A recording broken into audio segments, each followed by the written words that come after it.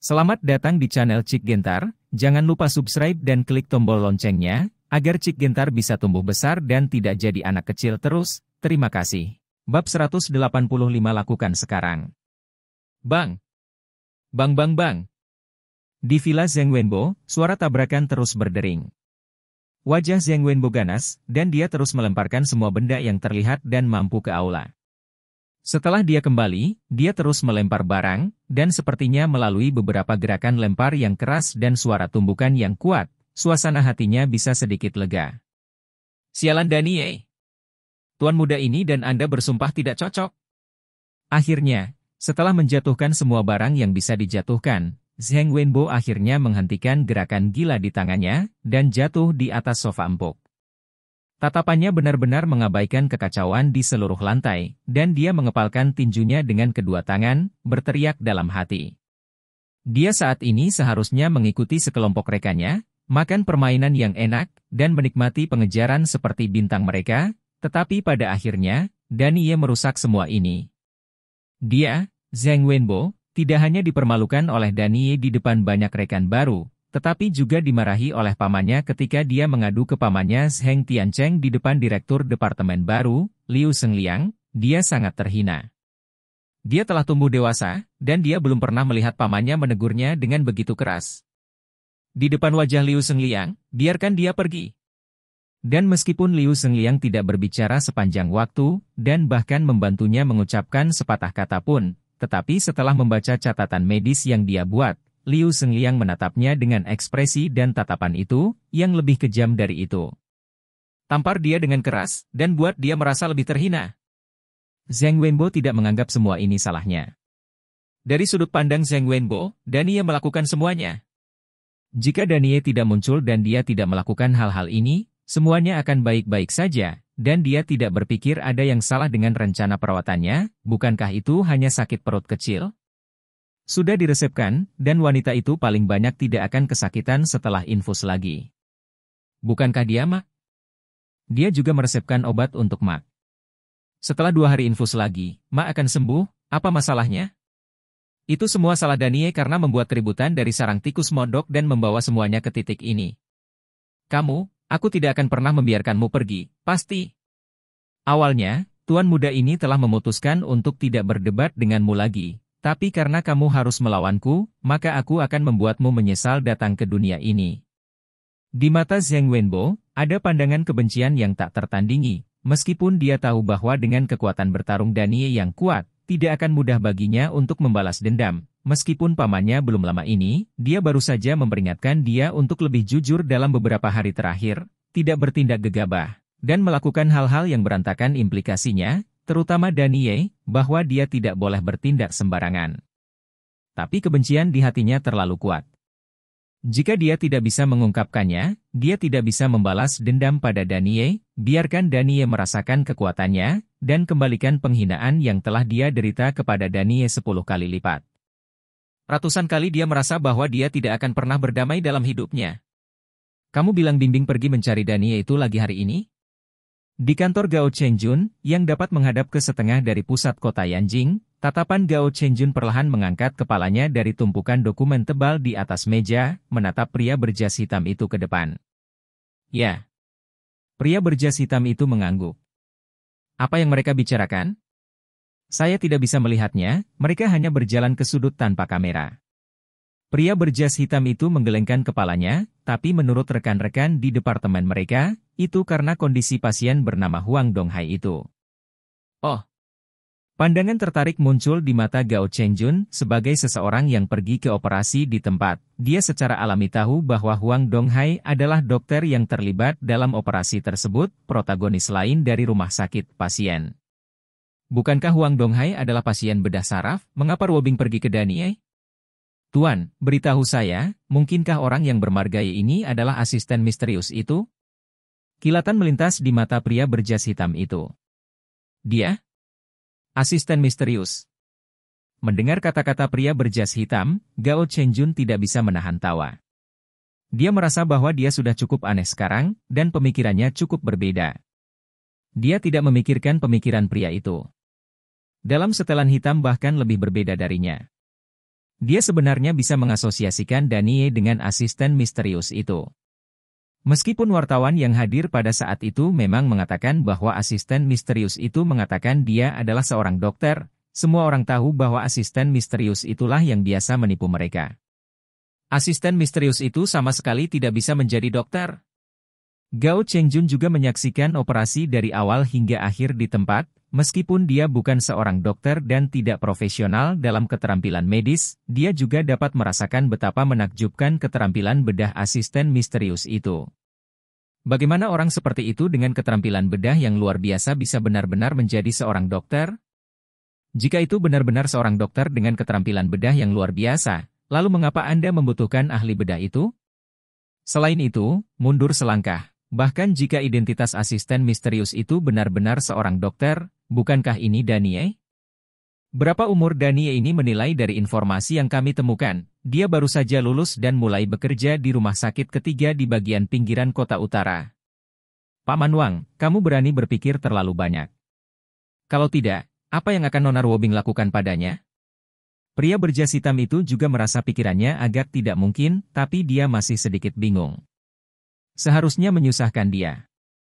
Bukankah kamu mengatakan bahwa anak ini tidak tahu bagaimana menyinggung Ruobing, jadi Ruobing masih bersikeras untuk memindahkannya ke bedah saraf? Gao Chengjun teringat berita yang dia dengar saat pertama kali mendengar nama Danie, dan dia semakin yakin dengan tebakannya. Beberapa waktu yang lalu, karena operasi, Ruobing tidak punya waktu untuk pergi. Setelah memperhatikan Danie, dia seharusnya sedikit bebas sekarang, jadi dia ingat untuk meminta Danie untuk menyelesaikan skornya. Paman Wang, Lin Kai belum bergerak? Pandangan dingin melintas di mata Gao Chengjun. Meskipun Danie tidak bisa menjadi asisten misterius itu, dan dia tidak merasakan ancaman apapun padanya, dia masih sangat kesal dan tidak suka salah satu dari mereka muncul di Ruobing. Dia tidak suka siapapun di sekitar Ruobing yang memiliki interaksi yang tidak perlu dengan Ruobing. Lin Kai, harimau yang tersenyum, berkata bahwa dia akan bertindak dalam 2 hari ini. Sebelum itu, dia perlu membuat beberapa pengaturan. Jika tidak ada kecelakaan, seharusnya hari ini. Pria bersetelan hitam itu mengangguk, dan setelah dia selesai berbicara, dia tiba-tiba teringat sesuatu, dari apa yang dikatakan Lin Kai, sepertinya harimau yang tersenyum ini akan bertarung keras. Tuan muda, pada saat sensitif ini, akankah ada pengaruhnya? Dampak?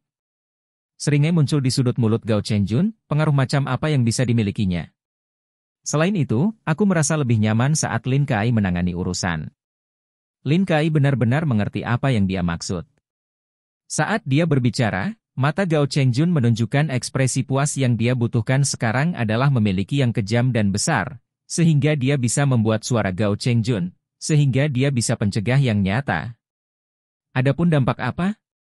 Apa yang bisa dilakukannya? Siapa tahu itu dia, kecuali seseorang yang tahu? Siapa yang punya bukti bahwa dia melakukannya? Selain itu, berdasarkan pemahamannya tentang Lin Kai, karena Lin Kai memutuskan untuk melakukan sesuatu, dia pasti tidak akan meninggalkan jejak atau jejak apapun.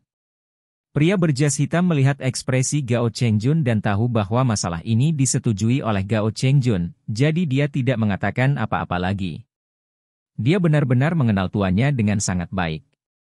Ji masih sangat muda, tapi dia jelas tidak seorang master yang akan bertindak sembrono.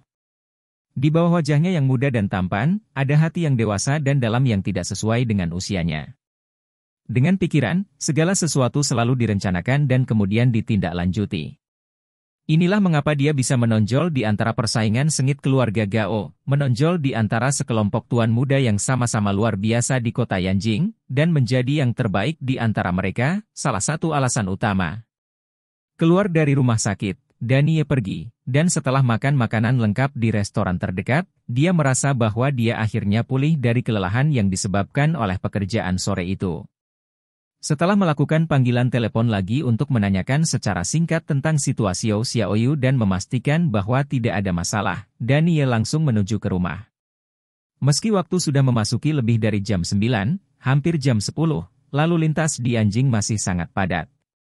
Di jalan utama yang luas, di bawah deretan lampu jalan yang rapi, ada arus lalu lintas yang konstan. Beberapa orang kelelahan. Dalam perjalanan pulang, beberapa orang sangat bersemangat dan bergegas ke lapangan malam, atau dalam perjalanan untuk berkencan.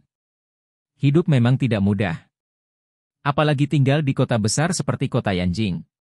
Dani yang mengemudikan mobilnya hingga berhenti di persimpangan, melihat arus lalu lintas yang terus-menerus di depannya, melihat ke mobil di sebelahnya, dan terus menelepon dengan cemas saat mengemudi, dengan senyuman di wajahnya. Dengan jejak kecemasan tidak bisa menahan perasaan samar di hatinya. Namun, Dani bukanlah orang yang menyakiti musim semi dan musim gugur. Baginya, perasaan samar ini hanyalah sekejap, dan kebetulan menyentuh pemandangan itu. Saat lampu menyala, dia membuang perasaan itu darinya. Jiu Xiaoyun langsung menginjak pedal gas, mengemudikan mobil, dan melaju ke depan. Namun, saat mobil Danie keluar dari persimpangan, sudut mata Danie tiba-tiba berkedut beberapa kali, dan peringatan keras tiba-tiba muncul di hatinya tanpa alasan. Boom! Pada saat tanda peringatan ini muncul di hati Danie, monster besar, sebuah truk besar tiba-tiba muncul di hadapannya, dan tiba-tiba, dari persimpangan di depannya, truk itu melaju ke arah ki kecilnya seperti orang gila. Tidak baik. Melihat truk besar yang berguling gila-gilaan di bidang penglihatannya seperti monster raksasa, sebuah pikiran melintas di benak Danie, hampir seperti refleks yang terkondisi. Setelah menekan tombol sabuk pengaman, sosok itu tiba-tiba melompat keluar ke arah jendela di depan mobil. Bab 186 Kecelakaan Besar. Bang! Hampir pada saat Danie melompat keluar dari mobil, mobil ki kecil berwarna hijau, seperti mainan busa, hancur menjadi tumpukan besi tua di bawah truk besar yang berputar. Setelah menghancurkan mobil ki kecil, truk besar terus bergerak maju, menabrak dua mobil ke udara, dan akhirnya menabrak petak bunga di seberang jalan, membuat ledakan keras, lalu berhenti. Ah! Ah!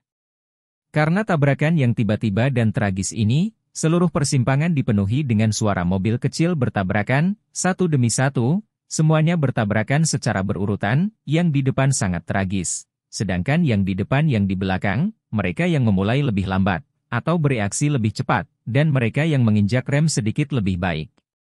Selain hantaman mobil, terdengar teriakan dan suara ratapan yang tak terhitung jumlahnya, jeritan penuh ketakutan, dan umpatan.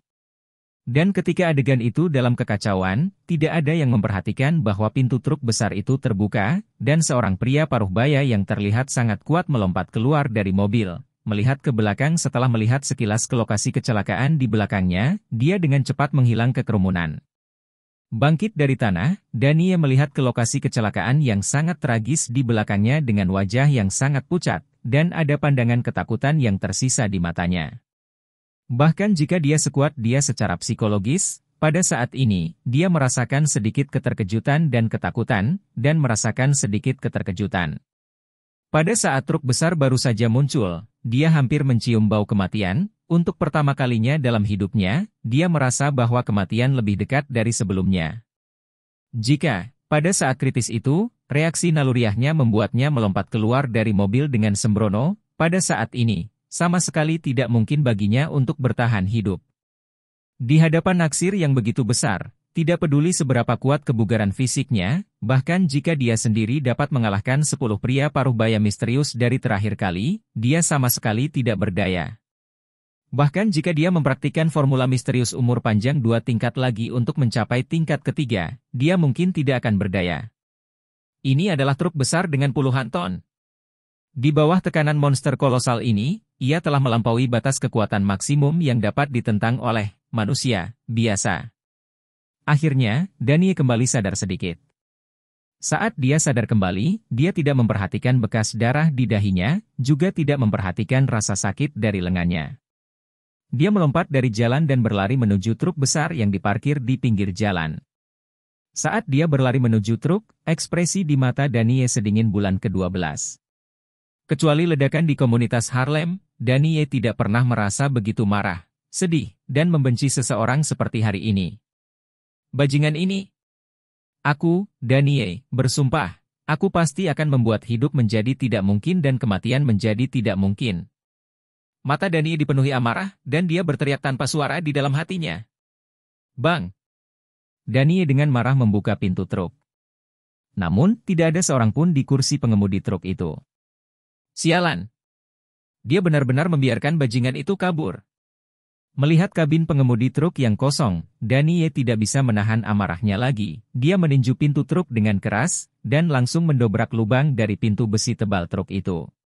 Danie benar-benar membenci dirinya sendiri, membenci mengapa dia tidak bereaksi cepat sekarang, dan tidak menangkap pelakunya yang hampir membunuhnya tepat waktu, yang menyebabkan kecelakaan besar dan tragis. Jika ini benar-benar hanya kecelakaan, Danie tidak akan terlalu membencinya. Namun, dia tahu bahwa ini bukan kecelakaan sungguhan, itu adalah kecelakaan mobil yang disengaja. Pada saat truk itu berguling ke arahnya barusan, pada saat dia melompat keluar jendela, dia melihat dengan matanya sendiri. Pengemudi truk besar itu duduk di kabin truk tinggi itu, dengan ekspresi di wajahnya tampilan garang. Itu hanya gambaran sesaat, tapi gambaran itu tertanam sangat dalam di benaknya, mungkin, dia tidak akan pernah melupakannya seumur hidupnya. Ekspresi ganas dan menakutkan itu jelas bukan ekspresi yang seharusnya dimiliki oleh seorang pengemudi dalam kecelakaan. Jika kecelakaan nyata terjadi, ekspresi orang lain harus sangat panik, ketakutan yang ekstrim, tetapi semua kepanikan dan ketakutan ini, dia tidak melakukannya. Tidak melihat wajah pria itu sama sekali. Dan sekarang, taksi kosong itu sekali lagi membuktikan bahwa apa yang dilihatnya barusan bukanlah ilusi, melainkan kenyataan mutlak. Seorang pengemudi yang benar-benar baru saja mengalami kecelakaan sebesar itu tidak akan pernah pergi begitu cepat dan bersih. Mata Danie mengangkat kepalanya lagi, melihat ke lokasi truk pengiriman, mengangkat kepalanya lagi, dan melirik persimpangan lalu lintas. Kamera di sebelah lampu lalu lintas, di matanya, hampir api memuntahkan, dan tinjunya membanting di badan truk lagi. Sudut di mana truk itu diparkir merupakan titik buta dari kamera-kamera itu. Bajingan itu benar-benar melakukannya dengan sengaja. Selain itu, kemungkinan besar mereka ada di sini untuknya, Danie. Dalam benak Danie, wajah ganas itu terlintas, dan dia merasakan perasaan kemarahan dan kebencian yang tak tertandingi semakin banyak di dalam hatinya, menyebar di dadanya, membuatnya merasakan ketegangan yang ekstrim di hatinya. Emosi yang hebat, ada perasaan ingin membunuh, ingin menghancurkan segalanya. Ah! Tepat ketika Danie hendak jatuh ke dalam suasana hati yang keras dan gila, jeritan melengking terdengar di telinga Danie. Mendengar teriakan ini, Danie langsung tersentak, dan dia tersadar. Menyelamatkan orang? Ya, hal terpenting sekarang adalah menyelamatkan nyawa. Teriakan itu membuat Danie tiba-tiba menyadari sesuatu yang lebih penting dan mendesak daripada kebencian dan kemarahan, sosoknya dengan cepat berlari ke arah teriakan itu. Jangan bergerak. Jangan bergerak, tahan saja. Orang yang berteriak adalah seorang pria yang mengendarai mobil merek tertentu di negara pulau. Mobilnya berbelok ke kanan, ketika dia berbelok, dia tidak menyangka truk besar akan melaju tiba-tiba, remnya tidak cukup, dan dia hanya menabrak truk besar. Hampir setengah dari seluruh tubuh jatuh ke bagian bawah truk besar. Jika dia tidak menyesuaikan posisi mengemudi relatif ke belakang, dia seharusnya sudah mati sekarang. Dia sudah mati, tetapi bahkan sekarang, kakinya benar-benar ditekan. Ketika Danie berlari ke arahnya, dia berusaha keras untuk menarik kakinya keluar, tetapi setiap pergumulan, setiap kali dia menariknya keluar, membuatnya sangat kesakitan. Setelah melihat kondisi pria itu, Danie segera menilai dengan tajam berdasarkan pengalaman pertolongan pertama dan pertolongan pertama yang kaya bahwa kaki pria itu benar-benar hancur, dan pria itu pasti tidak bisa menariknya keluar. Setelah dengan hati-hati memeriksa situasinya, Danie melirik kaki pria yang terjepit itu, menggertakkan giginya, dan dengan sekuat tenaga, mendorong gerobak itu dengan keras, mendorong sosok pria itu keluar. Saat dia melawan, Danie hanya merasakan sedikit rasa sakit di lengannya. Kekuatan yang meletus selama dorongan barusan berada di luar toleransinya. Untungnya, kaki pria itu tidak terlalu remuk. Jika benar-benar hancur, Danie tidak akan bisa menariknya keluar bagaimanapun caranya. Tubuh truk besar tidak bisa digoyahkan oleh kekuatannya. Saat dia mengeluarkan pria itu, Danie tidak peduli untuk memperhatikan rasa sakit di lengannya, dan langsung mengeluarkan sebungkus jarum perak yang dia bawa. Ini adalah metode akupuntur yang baru-baru ini dia pelajari dalam pengobatan Tiongkok. Saya membawanya untuk berlatih ketika saya bebas, tetapi saya tidak berharap itu akan berguna sekarang. Aku akan menyelamatkan orang lain sekarang, kamu tunggu di sini dulu, jangan bergerak, tunggu ambulans datang, kamu tahu? Semakin banyak kamu bergerak, semakin banyak rasa sakit yang kamu rasakan, dan kamu mungkin kehilangan darah juga. Banyak yang menyebabkan kematian. Setelah menghentikan pendarahan pria itu dengan menusuk titik akupuntur dengan jarum panjang, Danie mengeluarkan kain dari mobil di sebelahnya, dan dengan kuat memperbaiki kaki pria itu. Setelah melakukan semua yang bisa dilakukan, Danie mengatakan sesuatu kepada pria yang masih berteriak itu, dan bergegas ke lokasi kecelakaan lain yang berteriak. Terlalu banyak orang yang terlibat dalam kecelakaan itu, dan dia harus menyelamatkan terlalu banyak orang, jadi tidak mungkin dia berdiri di depan orang ini. Sibuk di lokasi kecelakaan mobil, setiap kali Danie menyelamatkan seseorang, setiap kali dia melewati adegan tragis, dia tidak bisa menahan rasa sakit yang tajam di hatinya. Adegan itu benar-benar bukan adegan tragis yang bisa dijelaskan. Mereka yang berteriak menusuk hati hampir semuanya cacat serius. Sebagian besar dari mereka, bahkan jika mereka diselamatkan, akan sama dengan pria sebelumnya, dan mereka mungkin akan cacat seumur hidup. Tapi yang terparah adalah mereka yang bahkan tidak bisa berteriak, mereka yang langsung ditabrak truk besar di depan mereka, hampir semuanya langsung mati, dan sesekali masih ada yang bernafas, dan pada dasarnya tidak ada ruang penyelamatan untuk itu. Saat Danie berjalan ke mobil hijau kecilnya, ketika mata Danie tertuju pada Volkswagen di sebelahnya, hatinya tiba-tiba terasa seolah-olah telah dihancurkan dengan kejam oleh sesuatu. Volkswagen ini persis yang diparkir di sebelahnya sambil menunggu lampu menyala. Melihat noda darah merah cerah di tumpukan besi tua yang tidak bisa lagi disebut mobil, Danie sepertinya melihat lagi pria yang dengan cemas menelepon saat dia menunggu situasi terang. Kehidupan yang baru saja hidup, menghilang begitu saja. Beberapa saat yang lalu, dia masih mengkhawatirkan sesuatu, mungkin kesulitan di rumah, mungkin masalah bisnis di tempat kerja, dia masih berbicara di telepon, mencoba mencari solusi. Tapi sekarang, semuanya telah berubah. Menjadi setumpuk darah. Ketika Danie baru saja melihat kematian itu, meskipun Danie juga tertekan, itu masih belum begitu jelas dan mendalam, tetapi pada saat ini, dia benar-benar sadar bahwa kehidupan baru menghilang. Beristirahatlah dengan tenang. Aku pasti akan menjaga orang-orangmu, dan aku akan membalaskan dendammu. Aku bersumpah, bahkan jika itu adalah ujung dunia, aku pasti akan menemukan orang itu. Tidak peduli kekuatan apa yang ada di belakangnya, saya pasti akan mencabutnya. Setiap orang yang terlibat dalam kecelakaan mobil ini, saya akan membuat hidup mereka lebih buruk daripada kematian. Tangan Danie terkepal, dan dia melantunkan nyanyian dalam hati berulang kali di dalam hatinya. Bab 187 Kamu tahu aku. Di persimpangan yang relatif penting, terjadi kecelakaan lalu lintas yang begitu besar, memakan begitu banyak korban. Polisi lalu lintas secara alami segera bergegas dan mulai menangani dan membersihkan tempat kejadian. Ambulans mengikuti dari dekat dan tiba di tempat kejadian dengan cepat. Hampir semua ambulans dari rumah sakit terdekat bergegas. Setelah ambulans tiba dan operasi penyelamatan dimulai, media dan wartawan yang mendengar berita itu semuanya bergegas ke tempat kejadian dan mulai merekam dan melaporkan tempat kejadian dengan panik. Ketika polisi lalu lintas tiba, Danie diam-diam mencoba yang terbaik untuk menyelamatkan orang terakhir yang terluka parah, lalu berjalan diam-diam ke sudut dan menunggu polisi lalu lintas menanganinya. Tidak peduli apa, saya akan mencoba yang terbaik untuk membantu Anda. Saya harap Anda semua bertahan dengan baik, ulet, dan hidup dengan baik. Danie menyaksikan orang-orang terluka yang selamat dari kecelakaan tragis ini dibawa ke ambulans satu persatu dan dikirim ke rumah sakit yang berbeda untuk perawatan darurat, diam-diam berdoa untuk mereka di dalam hatinya. Pada saat yang sama, dia diam-diam membuat keputusan di dalam hatinya bahwa dia akan menyumbangkan sejumlah uang ini untuk membantu mereka yang kehilangan nyawa dan melukai orang-orang dalam kecelakaan mobil ini.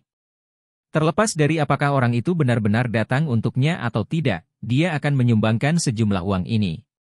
Terlepas dari apakah orang itu benar-benar datang untuknya atau tidak, dia pasti akan menemukan supir truk itu, pelakunya. Kita harus membuat hidupnya lebih buruk daripada kematian. Bukan untuk hal lain, hanya untuk nyawa tak berdosa itu. Kamu juga seorang dokter. Keterampilan medismu sangat bagus.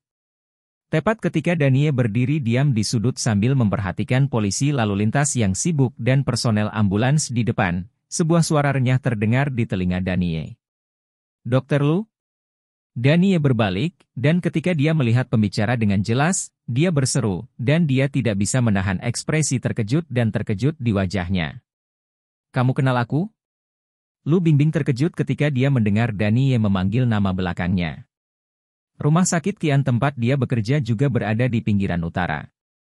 Dia juga kebetulan pulang kerja larut malam ini, tapi dia tidak menyangka kecelakaan besar ini terjadi.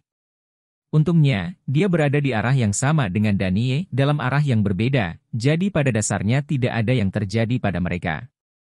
Namun, setelah kecelakaan itu, setelah shock mereda beberapa saat, sebagai dokter, dia tidak memilih untuk pergi, tetapi memilih untuk memarkir mobilnya terlebih dahulu, dan kemudian bergegas ke tempat kejadian dengan cepat. Terluka dalam kecelakaan mobil harus memberikan bantuan tepat waktu dalam kemampuan mereka. Saat menyelamatkan orang, dia melihat Danie yang juga sedang menyelamatkan orang.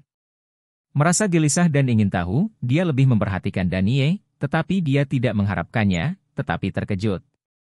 Mereka menemukan bahwa metode penyelamatan Danie cukup terampil dan sangat cepat, dan tingkat penyelamatan daruratnya jelas lebih tinggi dari miliknya. Diam-diam merasa malu, dia juga penasaran dengan Danie. Oleh karena itu, setelah ambulans dan polisi lalu lintas tiba, dan setelah membantu menyelesaikan beberapa pekerjaan, melihat Danie berdiri diam di sini, tanpa sadar dia ingin datang untuk berkenalan. Pada akhirnya, dia tidak menyangka orang ini akan memanggil nama belakangnya sekaligus, bagaimana ini tidak mengejutkannya. Keahlian medis Dr. Lu sangat bagus, dan saya sudah lama mengagumi nama Dr. Lu. Setelah Danie berkata, dia juga menyadari apa yang salah, dan menyesalinya tanpa henti di dalam hatinya, tetapi kata-kata itu telah diucapkan, dan penyesalan tidak berguna, melihat ekspresi terkejut Lu Bingbing, dia hanya bisa berbicara samar-samar. Benarkah? Lu Bingbing masih memiliki beberapa keraguan di wajahnya, dia baru kembali ke Cina kurang dari setengah tahun, apakah dia begitu terkenal? Selain itu, dia sepertinya tidak pernah melihat orang ini di depannya. Dia masih memiliki sedikit kepercayaan pada ingatannya, selain itu, dia sudah lama tidak kembali ke Cina, dan dia tidak mengenal banyak orang.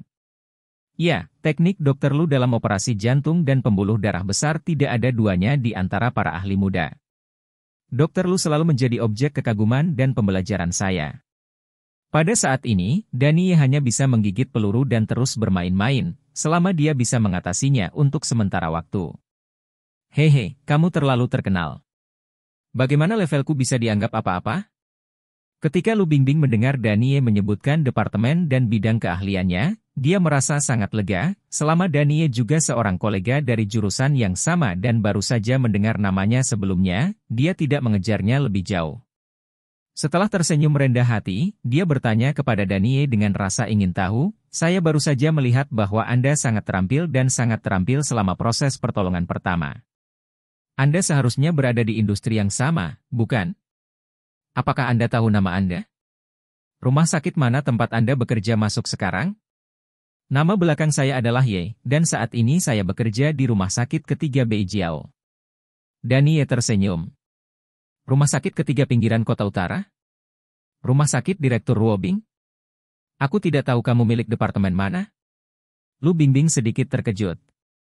Dia baru saja melihat teknik pertolongan pertama Danie, dan merasa bahwa keterampilan Danie cukup hebat.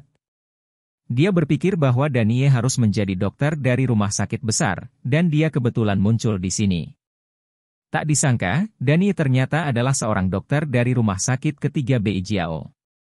Rumah sakit Beijiao nomor 3 tidak terlalu jauh dari rumah sakit Kian mereka, dan dia baru saja pergi menemui Ruobing sekali, jadi dia tidak asing dengan rumah sakit ini. Dia tahu bahwa rumah sakit ini menjadi sangat terkenal akhir-akhir ini. Faktanya, kekuatan keseluruhan rumah sakit cukup rata-rata, dan ketenaran baru-baru ini sepenuhnya dibawa oleh Direktur Cantik Ruobing. Tetapi ketika dia mengira bahwa keterampilan Ruobing juga ada di rumah sakit ketiga di pinggiran kota utara, dia merasa lega lagi. Huaxia adalah negara besar dengan banyak talenta, dan setiap orang memiliki ide yang berbeda, akan selalu ada beberapa orang yang memilih untuk masuk ke beberapa rumah sakit yang relatif kecil karena alasan tertentu. Ya, tapi Direktur Ruobing dan saya tidak berada di departemen yang sama. Saya di Departemen Kedokteran Pernafasan. Danie tertawa. Obat pernafasan. Lu Bingbing benar-benar terkejut kali ini, matanya yang besar membelalak tak percaya. Teknik pertolongan pertama Danie barusan sangat mahir, bahkan jika dibandingkan dengannya, dia tidak takut, dan bahkan mungkin lebih tinggi. Dokter seperti itu sebenarnya adalah dokter penyakit dalam?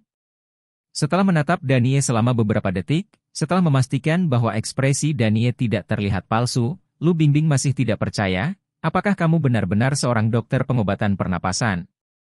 Ya, hanya saja saya biasanya lebih suka P3K. Ketika saya masih kuliah, serta selama magang dan studi lanjutan, saya mengambil P3K sebagai mata pelajaran. Danie tahu mengapa Lu Bingbing terkejut, jadi dia menjelaskannya padanya. Ya Tuhan, Anda adalah seorang dokter penyakit dalam, dan Anda telah mencapai tingkat yang tinggi hanya dengan seorang amatir di bawah umur? Anda baru saja memuji saya, dan Anda benar-benar membuat saya merasa malu sebagai seorang ahli bedah. Tampaknya nomor 3 rumah sakit di pinggiran utara benar-benar tidak sederhana. Itu adalah tempat persembunyian naga dan harimau. Lu Bingbing memberikan kekaguman yang tulus, dan berkata, dia berinisiatif untuk mengulurkan tangannya kepada Danie. Hai, mari berkenalan secara formal. Namaku Lu Bingbing, dan saat ini aku bekerja di Departemen Kardiovaskular Ki, sebuah rumah sakit. Saya memiliki kesempatan untuk berkomunikasi dengan Anda lebih banyak tentang teknik dan teknik pertolongan pertama ini. Jika pada awalnya Lu Bingbing datang untuk menyapa Danie dan hanya sedikit ingin tahu tentang Danie dan ingin mengenalnya, maka saat ini Lu Bingbing benar-benar tertarik pada Danie. Berteman. Ketika berbicara tentang orang-orang seperti Lu Bingbing, nyatanya tidak banyak orang yang bisa membuatnya merasa ramah. Secara umum, kecuali para pakar top sejati di industri ini, bahkan para pejabat tinggi, dia tidak mungkin menerimanya. Inisiatif untuk berteman. Tapi Danie, seorang dokter, sebenarnya telah mempelajari teknik pertolongan pertama bedah yang luar biasa, yang membuatnya sedikit menghormati Danie. Selain itu, temperamen dan perilaku Danie juga membuatnya merasa sangat nyaman dan menarik. Menyelamatkan orang barusan, Danie berlarian seperti Saburo yang putus asa. Setelah menyelamatkan orang, ketika wartawan datang, dia bersembunyi di sudut, menonton diam-diam seperti orang luar. Dokter Lu terlalu murah hati. Nama saya Danie. Saya juga sangat senang bertemu Dokter Lu dan mendapat kesempatan untuk belajar dari Dokter Lu. Danie dengan cepat mengulurkan tangannya dan menjabatnya dengan Lu Bingbing. Ternyata Lu Bingbing pergi ke rumah sakit Qian ketika dia kembali ke Cina, jadi tidak heran.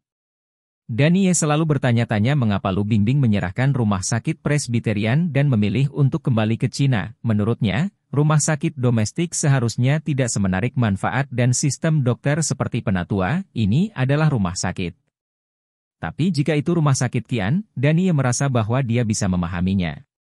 Danie masih memiliki pemahaman tertentu tentang rumah sakit Qian. Ketika dia pertama kali kembali ke Cina, dia juga mempertimbangkan rumah sakit Qian, tetapi setelah memikirkannya, dia memilih yang lebih selain lebih rendah hati, biasa dan lebih sipil. Rumah sakit nomor 3 pinggiran kota utara juga mempertimbangkan untuk dapat menghubungi dan membantu lebih banyak pasien. Namun, meski tidak memilih rumah sakit Qian, ia tetap mengagumi sistem rumah sakit Qian, terutama sikap dan sistem mereka terhadap dokter.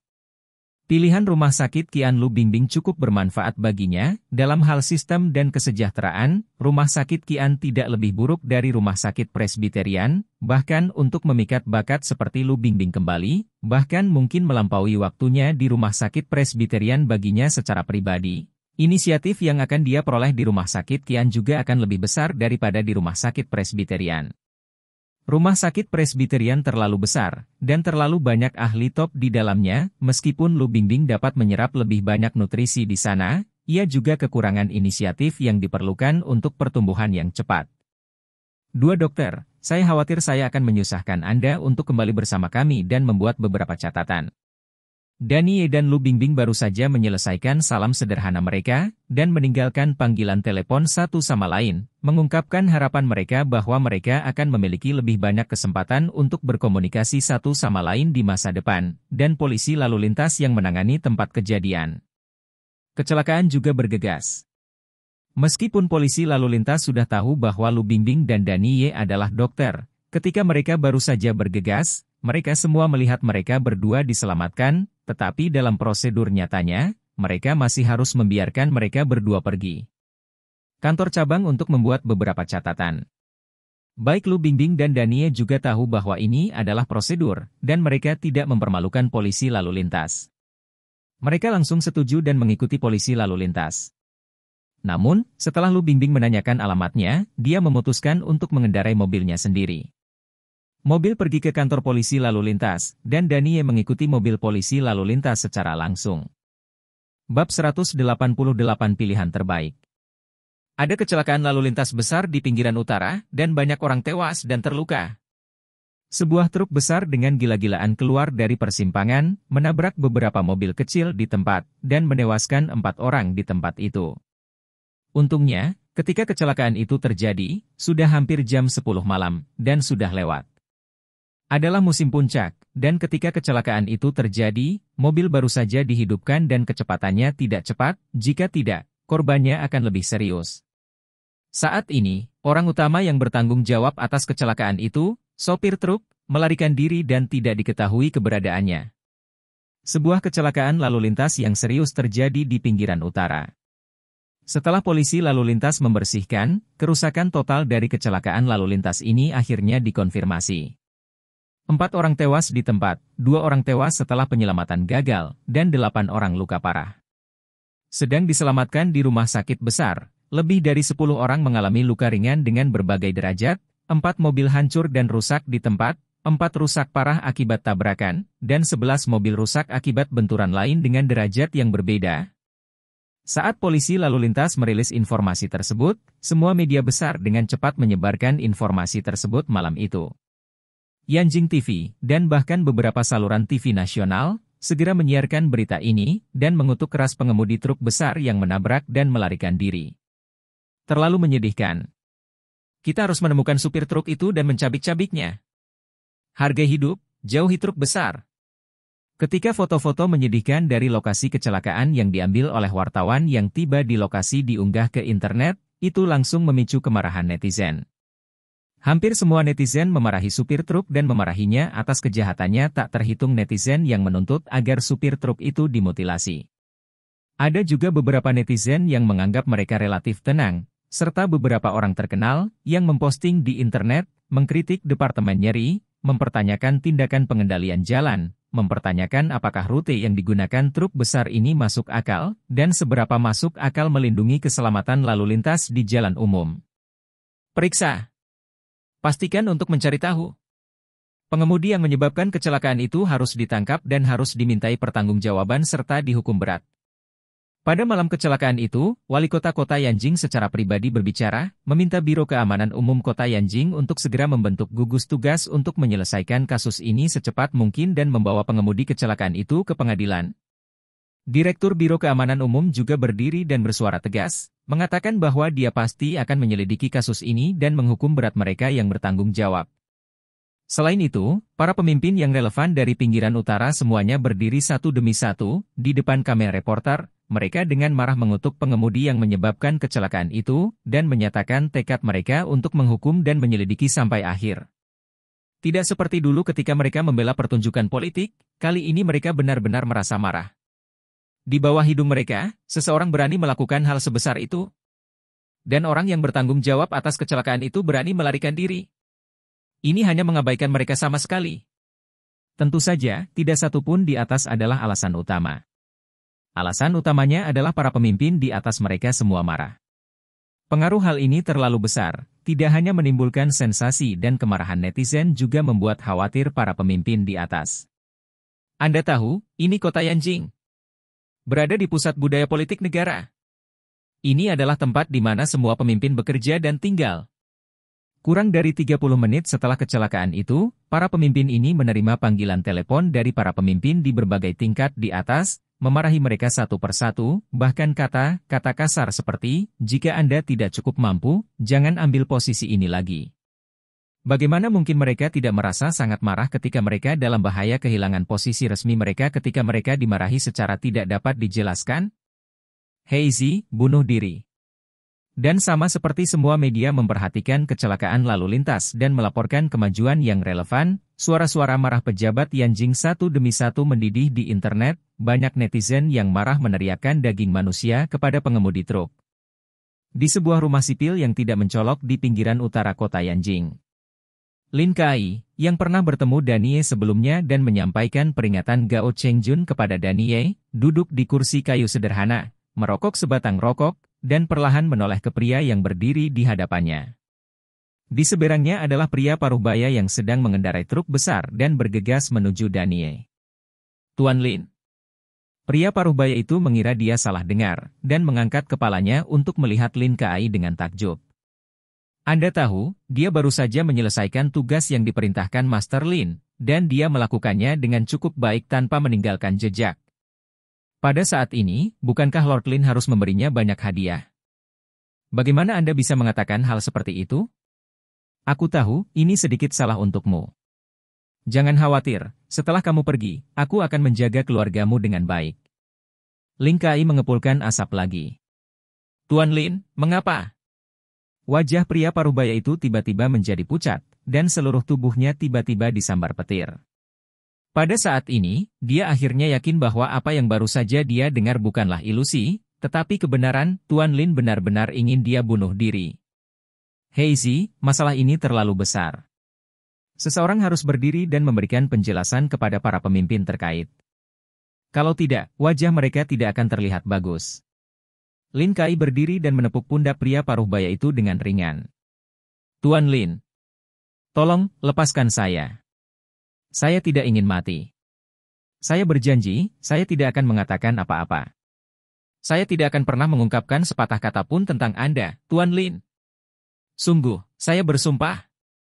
Pria paruh baya itu menjatuhkan diri dan berlutut, matanya penuh ketakutan dan memohon. Dia benar-benar tidak ingin mati, usianya baru 40 tahun, dia masih memiliki waktu yang lama untuk hidup, dia belum melihat putranya tumbuh dewasa, dia masih memiliki banyak keinginan yang belum terpenuhi. Hei Zi, kenapa kamu tidak mengerti? Bukannya aku ingin kamu mati, kamu adalah saudaraku, jika memungkinkan, bagaimana mungkin aku tidak menyelamatkanmu? Lin Kai menghela nafas.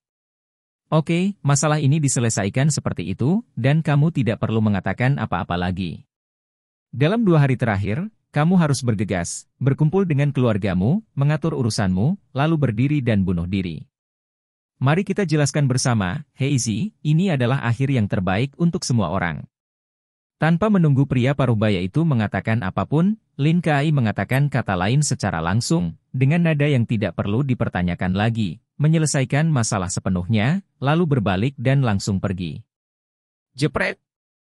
Pria paruh baya itu tiba-tiba pingsan di tanah, seolah-olah semua kekuatan di tubuhnya telah terkuras, wajahnya sangat pucat hingga tidak ada bekas darah, dan matanya dipenuhi dengan ekspresi suram dan putus asa. Bagaimana ini bisa terjadi? Ini bukan bagaimana seharusnya. Dia baru saja menyelesaikan tugas besar yang dipercayakan oleh Master Lin. Langkah selanjutnya adalah menyambut hadiah dermawan Master Lin dan menyambut kehidupan yang indah.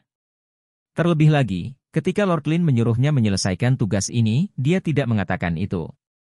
Yang dia katakan adalah selama dia menyelesaikan tugas ini, dia akan diberi sejumlah besar uang, dan dia akan dipromosikan dalam karirnya. Status di organisasi masyarakat resmi menjadi anggota inti organisasi. Saat menyelesaikan tugas, dan saat kembali dari menyelesaikan tugas, di dalam hatinya, dia mendambakan kehidupan yang sangat indah ini. Kenapa sekarang, tiba-tiba dia yang disalahkan? Hadiah yang dijanjikan, peningkatan yang disepakati. Hatinya benar-benar penuh dengan keengganan. Namun, pria parubaya itu juga tahu bahwa Master Lin telah membuat keputusan tentang masalah ini. Tidak peduli seberapa enggannya dia harus melakukannya. Sebagai orang yang telah mengikuti Master Lin selama lebih dari 3 tahun, dia terlalu menyadari pengaruh dan latar belakang Master Lin, betapa menakutkan dan kuatnya itu. Itu jelas bukan sesuatu yang bisa dia lawan. Jika dia sekarang ingin mengkhianati Master Lin karena keengganan batinnya, dan ingin memanggil polisi dan mengkhianati Master Lin, maka sulit untuk mengatakan apakah Master Lin akan menderita kerugian, tapi dia akan mati dengan sangat. Tidak, dia sudah fana, tidak peduli apa yang terjadi. Tetapi keluarganya akan mati dengan mengerikan. Alasan mengapa Lord Lin tidak membatasi kebebasannya, dan membiarkannya pulang untuk mengatur pemakamannya, adalah karena dia sama sekali tidak takut dia dikhianati. Dia hanya punya satu pilihan sekarang, dan itu adalah menerima pengaturan Lord Lin. Setelah pulang untuk melihat kerabatnya untuk terakhir kalinya dan mengatur pemakaman, dia akan menyerahkan dirinya dan menggunakan kematiannya untuk memikul tanggung jawab atas kecelakaan itu. Berikan penjelasan kepada semua orang yang berhak mendapat penjelasan. Hanya dengan cara ini yang terbaik untuk semua orang. Tentu saja, kecuali dia. Tapi setidaknya, dia masih bisa mengandalkan Master Lin untuk membuat pengaturan yang tepat untuk keluarganya di masa depan demi pencapaiannya kali ini. Hei Isi, jangan khawatir, Tuan Lin tidak akan membiarkanmu mati sia-sia. Tuan Lin telah mengatur keluargamu. Setelah kamu melihat mereka, kamu akan segera mengirim mereka ke Pulau Hong Kong untuk tinggal. Putramu akan menerima pendidikan terbaik di Pulau Hong Kong.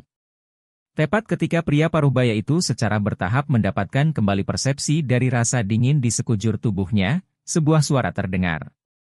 Begitu, terima kasih Master Lin untukku. Beritahu Master Lin, aku tahu apa yang harus kulakukan. Pria paruh baya itu menggertakkan giginya, dan tatapan tekad melintas di matanya. Meskipun, di dalam hatinya, saat dia mengucapkan terima kasih Guru Lin, hatinya masih sangat sakit, tetapi saat ini, dia tidak ragu lagi. Dengan kematiannya, dia bisa menukar keluarganya. Dia merasa sisa hidupnya hidup itu berharga. Terlebih lagi, dia tidak punya pilihan. Melihat ekspresi tegas di wajah pria paruh-baya itu, sedikit tatapan tak tertahankan muncul di mata pria di sebelahnya, dan dia ingin mengatakan sesuatu, tetapi pada akhirnya, dia tetap tidak mengatakan apa-apa. Hanya berbisik mendesah.